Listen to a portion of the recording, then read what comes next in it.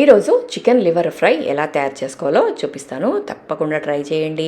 చాలామంది chicken liver fry కొంచెం నీసు స్మెల్ వస్తుంది కాబట్టి ఎక్కువ ఇష్టపడరు.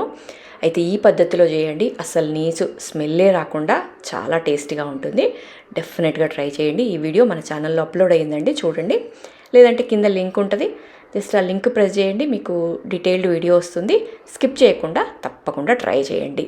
ఎప్పుడో ఒకసారి ఇలా చేసుకుంటే చాలా బాగుంటుందండి. మనం చికెన్ లివర్ ఎక్కువగా తినం కాబట్టి ఎప్పుడన్నా ఒకసారి చేసుకుంటే టేస్ట్ చాలా బాగుంటుంది. తప్పకుండా ట్రై చేయండి. మరి ఇంకెందుకు ఆలస్యం, ఈ రెసిపీ ట్రై చేసి టేస్ట్ ఎలా ఉంది అనేది కూడా కమెంట్లో షేర్ చేసుకోండి. అలాగే మీకు ఈ వీడియో నచ్చితే ఒక చిన్న లైక్ మాత్రం తప్పకుండా ఇవ్వండి. అలాగే మన ఛానల్ని సబ్స్క్రైబ్ చేసి పెట్టుకోండి.